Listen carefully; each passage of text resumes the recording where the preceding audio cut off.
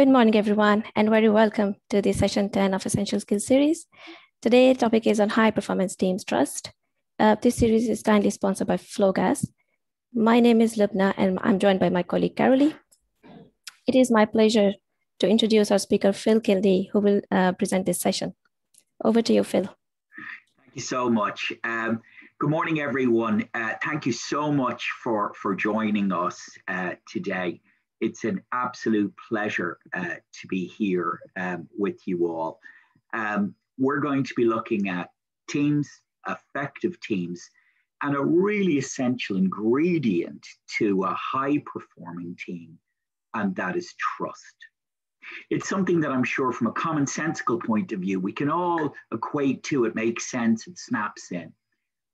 But what we're going to do is we're going to spend the guts of 60 minutes looking at where exactly it fits in and the advantages in accommodating it and indeed making sure that we're equipped and ready to accommodate same. So I'm going to share some slides as we go, and I'll ask you to please make sure that you have a pen and paper ready to hand there as we go. Here we are. So you're all very welcome. Some things are worth repeating twice. Please do make sure that you have a pen and paper. Our focus is going to be on the trust element of a team. Now, if you think about teams and where they fit in, well, in our day-to-day activity, we're delivering strategies, we're delivering service, we're delivering projects, we're delivering goals and objectives. And teams and teamwork are essential in that. And having an effective, high-performing team is a great benefit to us and to those we engage with. I'm sure you've been asked many times, I'm sure you've read and contributed and answered many times, what is a team? It's that classic cliched question. And some people say, well, you know, there's no I in team, you know, it's all about the group endeavor. But a team is more than a group of people that share a common goal. A team is a group of individuals who work together, who have each other's back, who assist each other to perform the tasks, to achieve set goals and objectives, to see projects through. Your team can give your organization a competitive advantage. And when I think of competitive advantage, I think of utilizing, leveraging our competencies. So who have you got in the team? What's the talent pool? What range of skills and attributes do they have? What's their knowledge, their attitude, their skills, their habits that can be drawn on? The resources that they have access to and how accomplished they are in utilizing and getting best from. And then it's the capability of putting all of this together and using it in a differentiating manner and means. But to make that happen, certain ingredients need to be there, such as clear roles and responsibilities, you know, and we're going to look at that in the next 45 odd minutes. So a team has a life cycle, like all of us.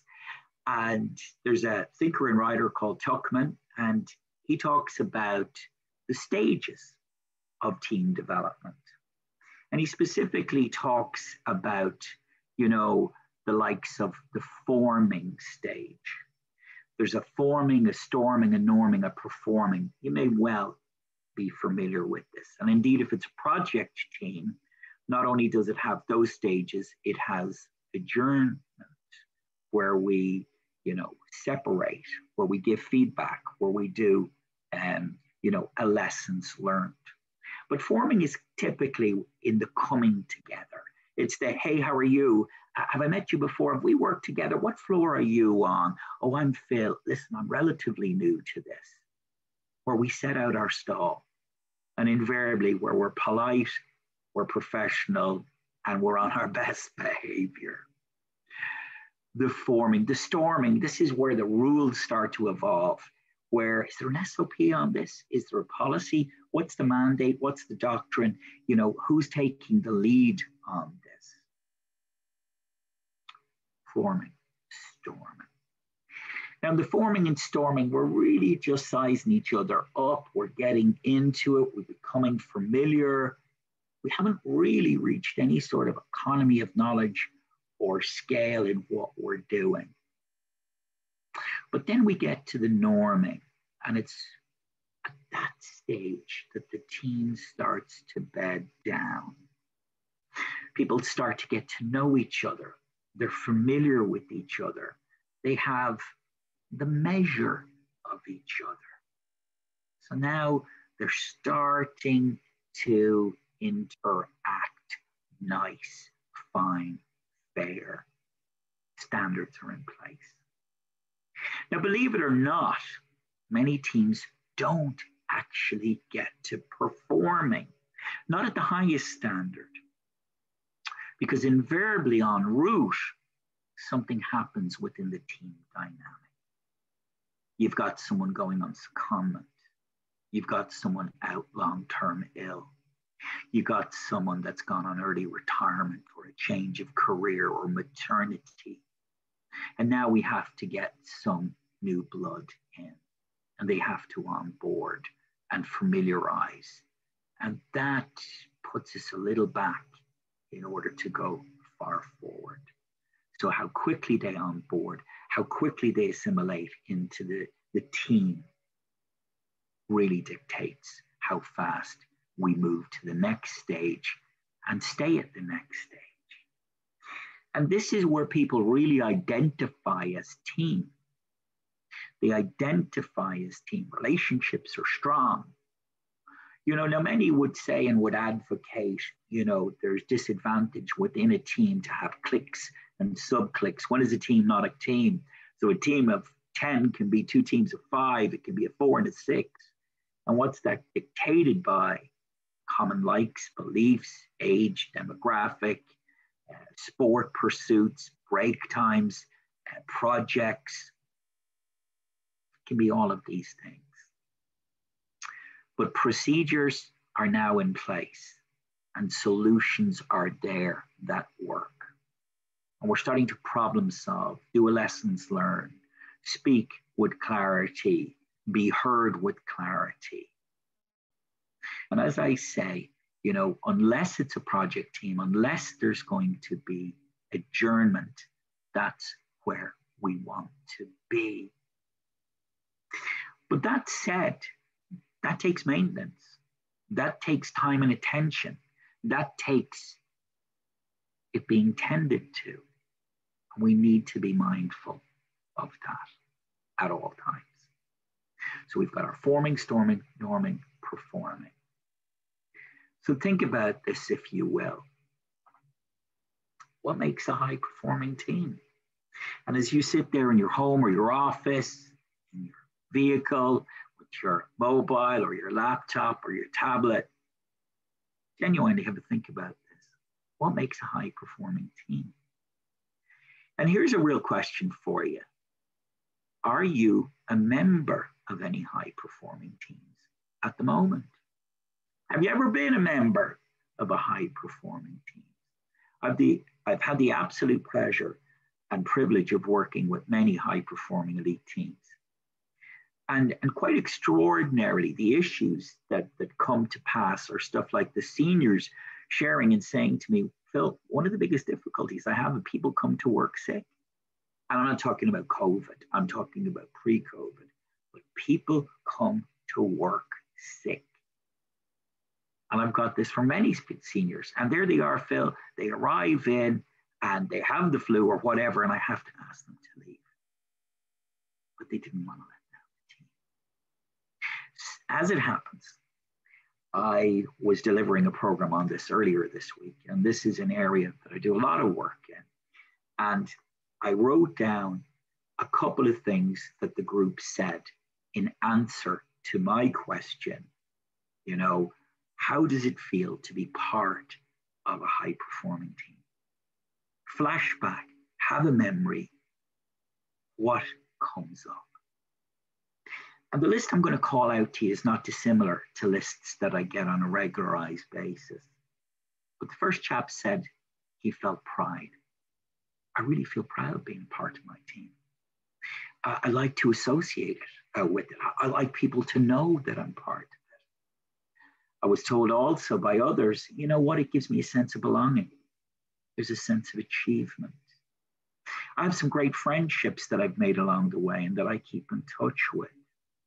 There's a bond, I was told. The first thing that flashes to me is that I have a bond with my ex-teammates. It's hard, you know, the work is hard when you're at that level. But you know what? It's rewarding, is what I was told. And I got a lovely one. I got Phil working in a high-performance team. It's about honest tiredness, I was told. This individual said, I go home tired, but I go home with the right type of tired. You know, you couldn't make this stuff up.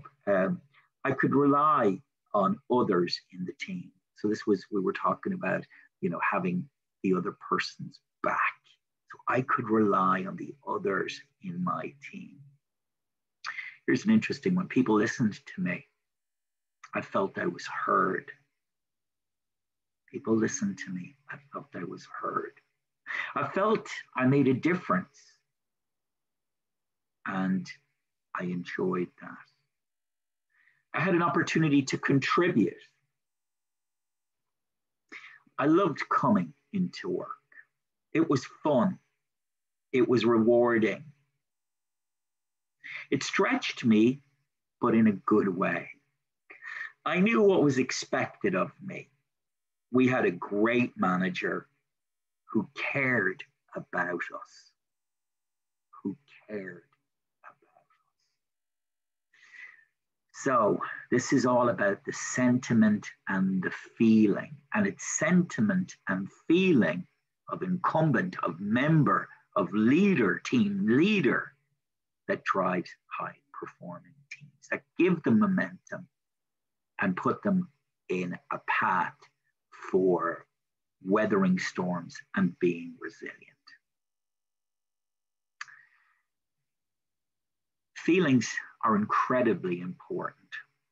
And in a world where we're analytical, rational, logical, being able to embrace the emotional or the softer side as well as the harder side has great merit. Here's a quote that I like and I use quite a lot. People will forget what you said. People will forget what you did. But people will never forget how you made them feel. So part of teamwork, part of, you know, high performance teams is where the members feel that it's right for them and they enjoy being engaged. Now, there's two thinkers on this. There's many thinkers on this, but two to call for our short session here, Katzenbach and Schmidt. And they talk about high-performing teams in terms of 5 elements. And there's a lot more than 5 elements. But they talk about meaningful common purpose. Where does this common purpose come from? Often we talk about, where do you get certainty in uncertain times? Where do you get, you know, guidance and direction where your market is so volatile and the pace of change and the pace of endeavor is just huge? Well, that starts from any mission, vision, and values. If you know what you value, if your team know what they value, actions become far easier. And what happens then? Well, from the mission, vision, and value, you've got a bit of a cascade, don't you? You've got strategy statements, you know? So you might be running a 21, 23 strategy statements, high level. Its purpose is to allow the cascade of goals and objectives. And those goals and objectives end up in departments, functions, directorates, you know? And it's from there we take some meaningful, common, clear purpose for our team in those cascaded goals and objectives. Specific performance goals in and when it comes to, high performing teams, vague is really not good enough. Specific, particular is what's required. So we're talking about targets that are quantifiable. So quantitative targets, qualitative targets, targets that we talk about on a regularized basis, that we sign up to, that we're familiar with.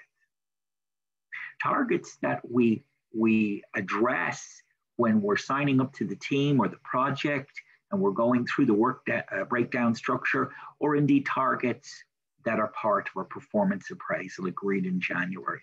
For some, maybe we're calling that PMDS, our performance management development system. And we're doing that online and we're agreeing with our seniors. So that's really important, that specific performance goal piece. We have complementary skills. Now, in a team, difference is only difference. In fact, difference is good. I come from a time and a place where when I was a student, and indeed, when I started lecturing in all of this, we thought that to make a team as generic as you could, like-minded, like-backgrounded, like individuals, gave it strength. But now we realize for a decade plus, that difference is strength. But in that difference, we need to understand the skills that are brought. So there needs to be an inventory, there needs to be a SWOT, there needs to be a gap analysis. So this is the role expectation. Where are you currently? What is the difference? What is the gap? How will you span it? That's with training, that's with development, that's with coaching, that's with mentoring. But ultimately, those skills interweave, overlap. And we look for opportunity to cross-train, to job rotate, to job enrich, so that we're giving our team members not only the drill down specific particular knowledge and core competency, but the other competency so that they can step up and cover should the need arise. So that's really important. And we also do this through delegation. Delegation doing through others. We have strong team commitment. Members are willing and able, but they're going to step up. They realize that this is a worthwhile endeavor. They realize that it needs to work to timeline, and they're committed to that. And not only they're committed to that, but they're accountable and responsible. But they're not looking for excuses. They're not seeing it as problems. They're seeing it as challenges and opportunities, and they're solution-orientated and focused. Solution-orientated and focused. Catching back and Smith. Extend or tease out that piece, and what have you got? You've got maintenance of that. So maintaining the effectiveness of that performance. And for that to be feasible, those goals should really be SMART. I prefer SMARTER. I've used SMARTER here. But many of you will full well know SMART goals and objectives, because they've been doing the rounds here in Ireland for probably 25 years. Specific, measurable, agreed, realistic, and timed. When it comes to goaling and goal setting in teams, I don't like people to rust out, and I don't like people to stress out. Rust out is the underutilization of an individual. It leads to boredom, underperformance, and difficulties of that nature. Stress out is the individual's perceived inability to cope with the pressures they face day to day and possibly ongoing. Now, Smarter, what does the E and R stand for if you have a pen to hand? The E is encourage stretch, because we grow when we stretch self and others. But we stretch within a limitation that we can reach. We don't want this to be demoralizing. We want it to be motivating. And then R is for reward. Motivation is needs-driven behavior, and you should never relinquish your ability to motivate yourself to others. So this whole idea of self-reward, giving yourself thanks, praise, appreciation, giving yourself your own treats and breaks and take the evening off, that's incredibly important. And people who are part of effective teams do that. Work hard, play hard, being the mantra. Participation, involvement, no freewheeling, just observing. Everyone has voice, everyone has a right to contribute, and everyone is expected to contribute. Feedback's not negative or positive. We don't do criticism. We do constructive feedback with good head and heart. Goes back, addresses what happened in the present to project same and similar into the future, or to change events in the future, depending if it's something that we want to replicate and instill and make sure it's done with some sort of continuity. Decision-making isn't clandestine. It's not, covert. It's quite blatant. We're working to a time, cost, quality conundrum, our golden triangle, and it's quite transparent, so that when team members come and they're looking to put through an idea, they want to be innovative or creative, well, they know what the framework is. They know that there's a decision-making matrix. They know that it's weighted, and they know, that it's being given audience time and attention. Interestingly, here it says leadership is distributed. Well, now really, that all depends on how you see leadership. So leadership historically has been seen as hierarchical, high up in the bureaucracy or the system, senior in its, status. Involved in strategy, implementation, not so much implementation, but strategy, formation, mission, vision, place. However, what we realize, and we realize again this for about 10 or 12 years, is that leadership is at its core influencing, and it's our ability to influence others. So what we do in this instance is we might rotate the chair, we rotate responsibility, we ask people to arrange the meetings, keep the minutes, so that guidance for leadership. Or we might let people take the lead on particular facets or aspects of the project or the endeavor. Problem solving, again, is transparent. There's a breakdown, there's a methodology, there's a framework that we all know. There's no secret to it. We're going to mention or light touch this in a couple of minutes' time. Conflict is a real interesting thing in teams. Now, we're not going to do it in our session because we're looking at trust. But conflict is equally interesting because conflict is always going to exist. And conflict doesn't have to be bad. It can be good. You've got destructive and constructive conflict.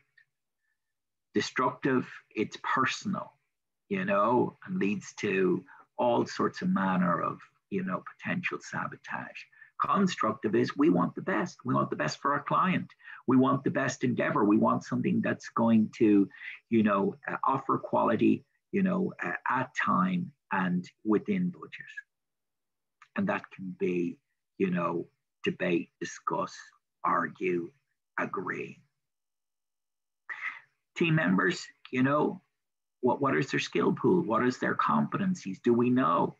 because we need to do a training needs analysis. We need an inventory of the talent that we have in our team. And then risk taking, there's always risk. There's risk in everything. There's risk in getting out of the bed. But what we do is we do our risk matrix. We look at probability and impact. We look at what we insure or navigate or deal or mitigate. And then when a mistake happens, if everything has been done to, make sure that it didn't happen, and through some quirk or inexperience it did, we learn from it. We learn from it. Team effectiveness.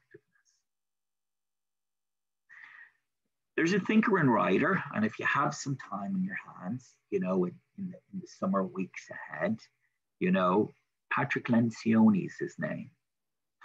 And Patrick's, on trend, good guy, knows what he's about.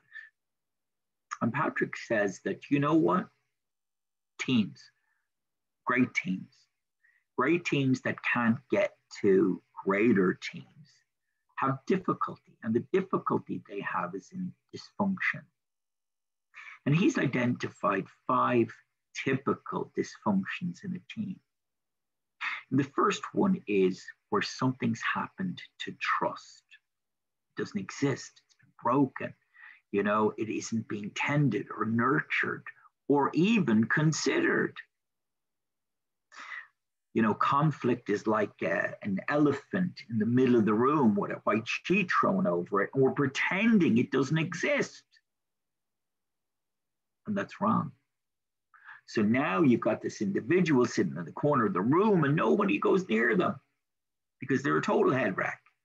And the manager, the team leader, seems to be a bit fearful of them, but they put it across that, no, it'll take far too long if we ask them. Better that, you and I carve this up ourselves. And that's not fair, because that infringes on equity theory. And equity theory says, if I do more than you, I want more than you. And if I can't get more than you, I want you to get less than me. Work that one out. And then achieving commitment. So we're all signed up to this, but what have we signed up to? We need to know what we're signing up to. So we need to be engaged and communicated with appropriately so that we feel involved and informed and kept up to date. And that then leads and lends to accountability, and I'm willing to step up, and we have a results orientation. We are doing this with end in mind. We start with the end in mind, and we focus on how we're going to navigate and how we're going to make sure that if there is a variance is positive, and that as we hit our different milestones, if it's a project that we're looking at, that we're doing so in a timely fashion and to cost. Now, they're all fine and fair, but as was said in the opening slide and the communication that you saw or was sent, it's really about trust that we're looking at now. And it's about building that trust. So we need to go back to basics. So when you think to yourself, well, what is trust? What's your man talking about? Is that not just a thing in the air, in ether? Is that not just one of these artsy feeling, soft skill things? No. It's really essential. It's really important. Some of you, if you do TED Talks and such like, and you upskill and sharpen your saw that way, you'll be aware of Simon Sinek. He's a good speaker, and he holds the audience well. And he says that a team is not a group of people that work together. Rather, a team is a group of people that trust each other.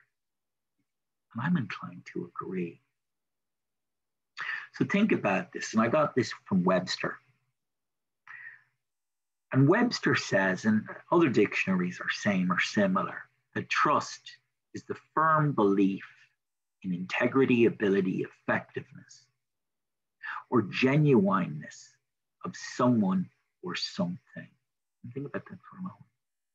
So now if I want to be trusted, if I want to create a trust environment for me and mine in my team, I have to think about integrity and ability, effectiveness, genuineness. Wow, a lot there. How does that break down? Well, trust is associated with truth and credence and reliance and confidence and expectation and faith and assurance, and certainty, conviction and certitude, and the list goes on, but that's enough to whet the appetite, I hope. So integrity, what's integrity? Well, it's conduct, isn't it? You know, it's conduct that conforms to an accepted standard or right and wrong. So now I have to act with integrity. I have to look for integrity within my team members. I have to be thinking about how they conduct themselves. What does it conform to? Is it ethical? You know, is it socially responsible? Integrity. And when we get into the likes of ethics and social responsibility and what is right and what is wrong, we're looking at what is right, what makes sense, not only for our organization, but for the environment and our stakeholder service users. And very often we have to navigate the likes of dilemma. So legally, we're okay. Ethically, it's a bit gray, but we could get away with it. Is that really integrity? You know, what are people going to say about that? Think about that. How will that affect our shares and our stock? Genuineness. Now, there's a big word. It's nearly like a made up word, isn't it? Genuineness. Actually having the reputed or apparent qualities or character. So you're not a bullshitter. You're not a bluffer. You don't talk it up ad nauseum and then are found wanting or lacking. So this is somebody who can step up and be an exemplar, do hands-on. So not only be able to show someone and tell someone, but to walk through it with them and help them to do. And that's a great source of power, because within a team dynamic, there is power, you know, and a team leader's power is usually, you know, legitimate. They have PIP, they have stripe, they have rank, they have seniority. But also power comes in the guise of expertise.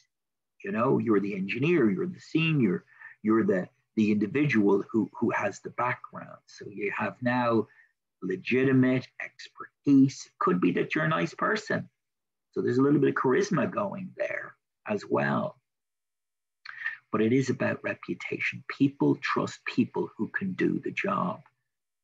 People trust people who perform, you know, in an ethical, right, proficient manner. Ability. Well, that's all to do with your competencies, isn't it? You have the competency to do it. You have to get it done. You're a team lead, whatever rank that is within your organization. If you have a competencies matrix, a competencies wheel, depending on where you're listening and watching me from today, well then, you know, you have mastery of the set of competencies that are required to deliver the task of team. And then effectiveness comes into it. And that's producing a decided, decisive, or desired effect. So you're doing what you're supposed to do. You're effective, you're efficient, you're getting it done, you're hitting the mark, you're getting the variances, you're progressing the project, you're coming in on time, in budget, to standard. And this is really important. So think about this for a moment again, real brief. It's a firm belief in the integrity, ability, effectiveness, or genuineness of someone or something.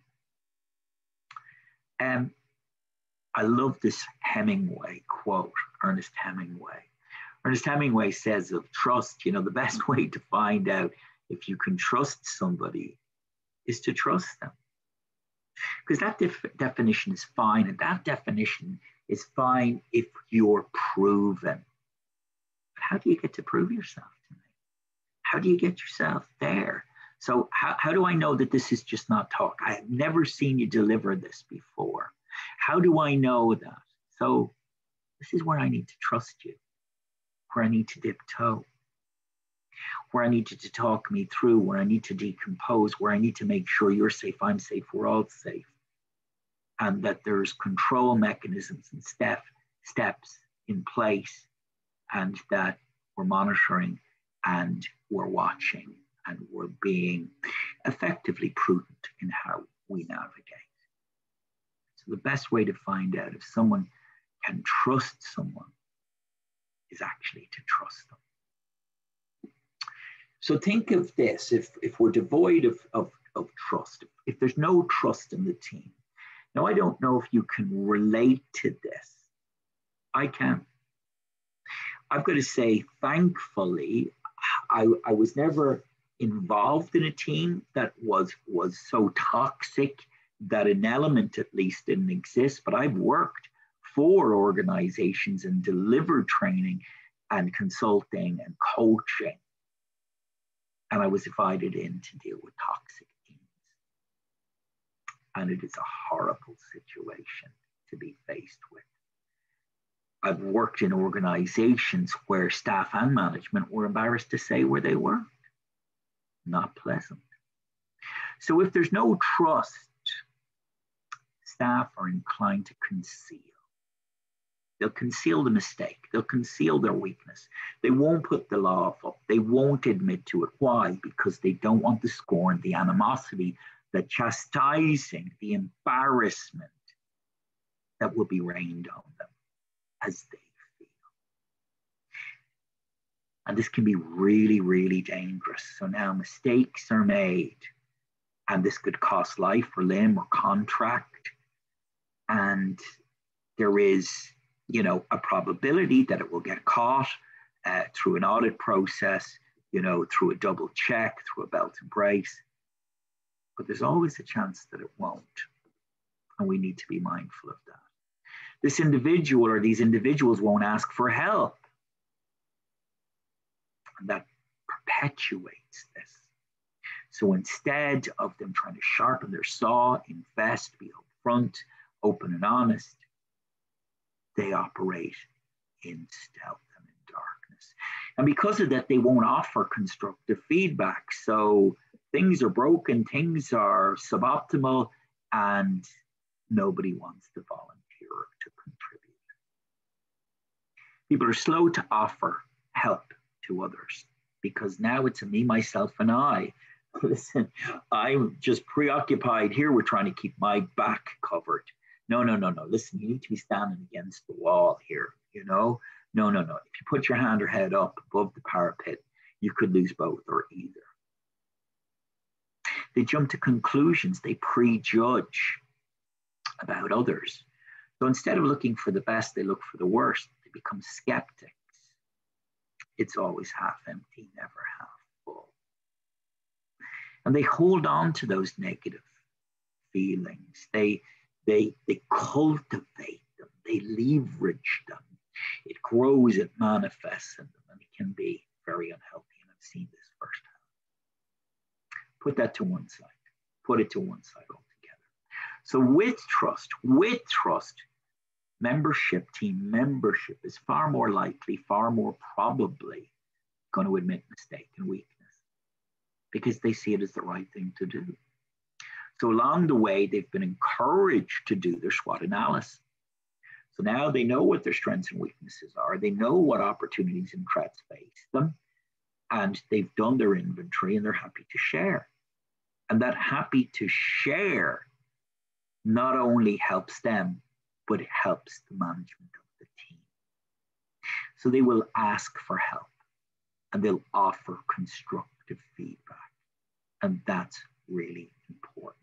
That asking for timely help can save so much time, so much effort, so much anxiety and hardship. It really is worth encouraging. That being able to offer help to others, to allow others to shadow them, watch them, observe them, without suspicion, without fear, without resentment. That's great also. And it's where the senior and indeed the colleague gives the benefit of the doubt to the colleague or the report. And that's also strong. But one of the key things here is that people dust off and say, look, it was a long week.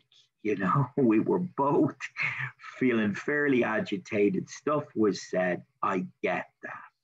Look, let's put it behind us. It's not in our front window. It's in our mirror. Let's move on.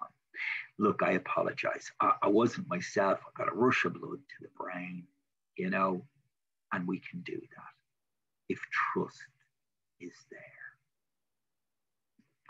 Now, I just wanted to give you some quick ones, you know, that you could, you know, take and say, oh, that makes sense, or I've heard that, or God, isn't that oversimplification? And it's all of the above, you know, it's all of the above. So with the ABCD for leaders building trust, they're able, they're believable, they're connected, and they're dependable. So they're able, they have the skill sets. They're both willing and able. You know, they're able to, you know, talk with authority. They've been there. They're able to go mentor and coach on this if need be. So they have that credibility. They're believable. I believe what they're saying. You know, they're doing this because it's the right thing to do. So they're acting with integrity. You know, they're explaining the standard. They're explaining the fact that they need to do, that we need to do it to this standard and why. They're connected. And for me, this is one of the most important ones. They show care and concern. Over the last 23, 24 years, I've worked on a daily basis with teams and organizations, leadership, management, team communication, and all of that. And I can tell you the best team leaders are those that are not always trying to be interesting, but rather they're the individuals who are trying to be interested. Not interesting, interested. Interested in their team members, invested in the team and their team members. So they care and they're concerned. And they're dependable, they're reliable, they'll stay the course. You know, if they tell you something, they'll see it through. You know that they're not going to be saying one thing to you and the exact opposite to somebody else. If there's something to say, they'll say it to your face, not to your back. So they remain stable, steadfast, and you can look to them. Play on the word trust. For trust to exist, there needs to be transparency and respect. There needs to be understanding. There needs to be a sharing of success and indeed of failure. There needs to be a truth in what we say and how we say it.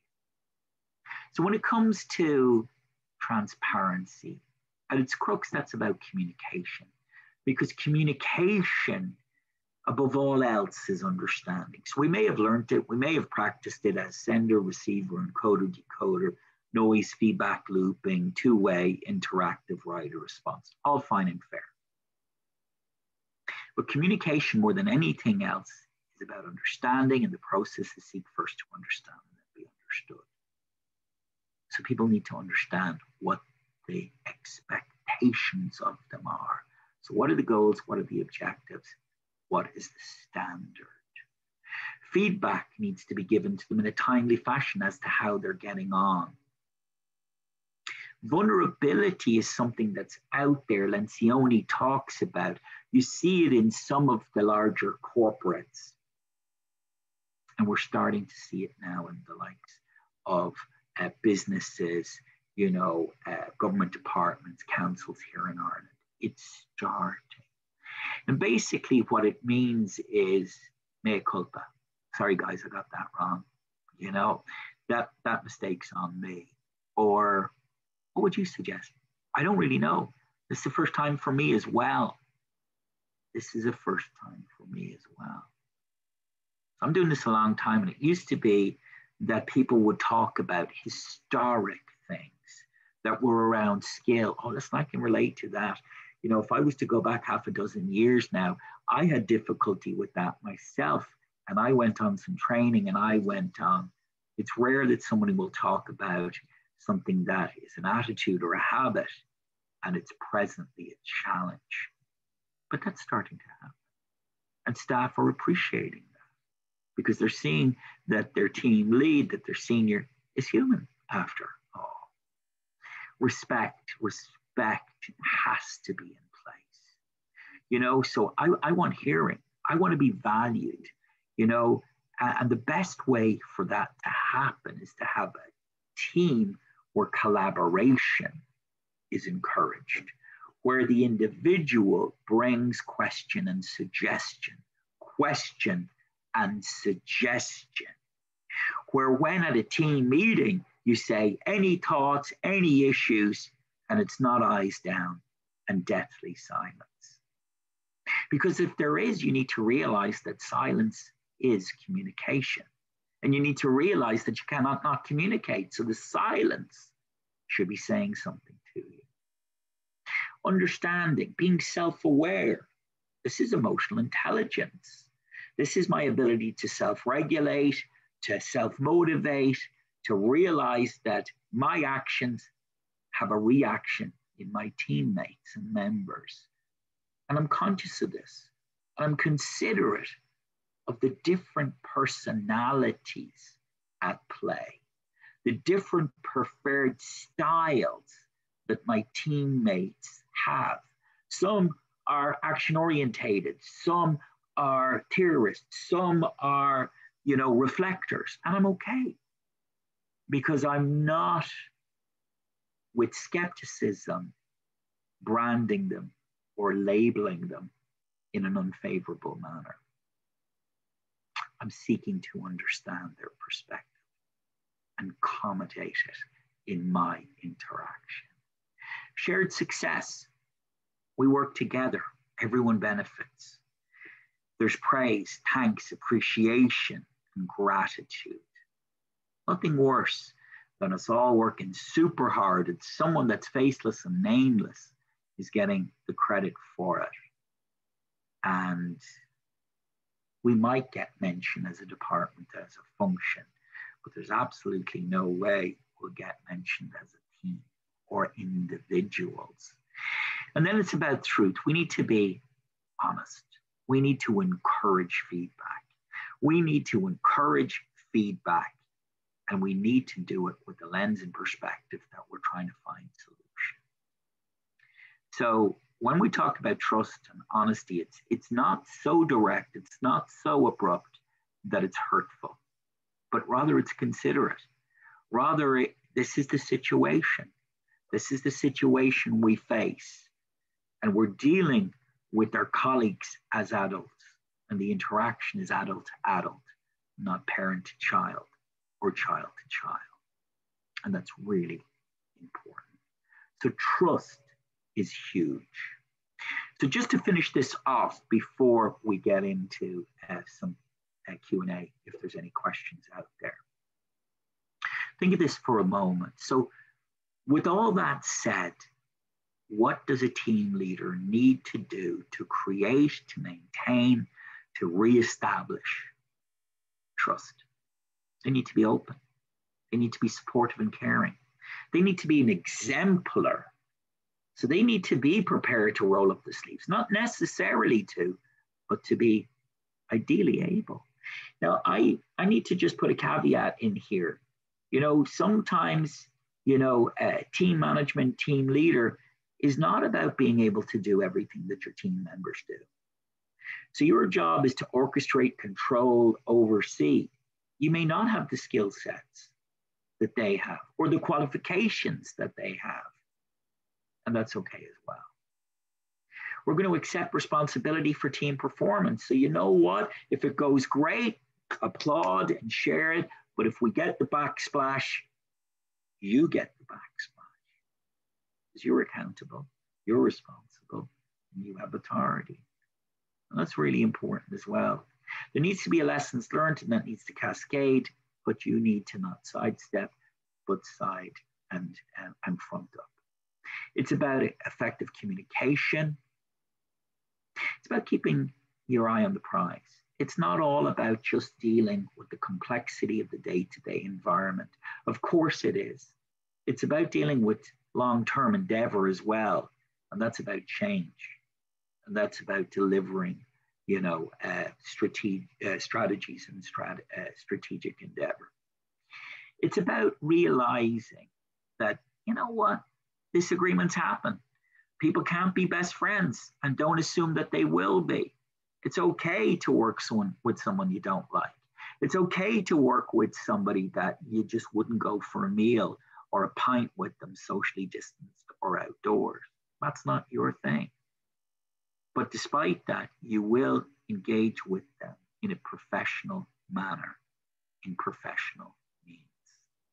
So if there is a disagreement, you need to understand it, and you need to try to resolve it quickly. Nip it in the bud. Let people be heard, but then deal with it. You need to take people at face value and not always trying to be over analytical. Everyone has a positive intention. They have a positive intention, and usually it's they want people to think well of them or make a case, negotiate, influence, persuade. That's the collective. You need to find ways to work together. You might need to adapt and change and modify your preferred methodology. But does it suit the mass? Does it suit the main? And will you get more traction, leverage, or economy out of it? You need to encourage discussion, questions, involvement, engagement, because put them all together and you've got participation. And if you've got participation, you've got commitment, you've got ownership, you've got a sense of responsibility. Focus on what's important, not just the politic. Respect has to be present and seen to be present at all times. Appreciate, don't be the begrudger, don't be the Scrooge. Give thanks, give praise, give appreciation. Call on, acknowledge, utilize skills and experience. Don't be fearful that you'll be shown up. If anything, your seniors will see you as someone who has insight and foresight. Give regular constructive feedback. And you know what? You really need to keep your promises and any undertakings you make. So, my thanks to each and every one of you. I'm now going to come out of that, stop sharing, and I'm available for Q&A.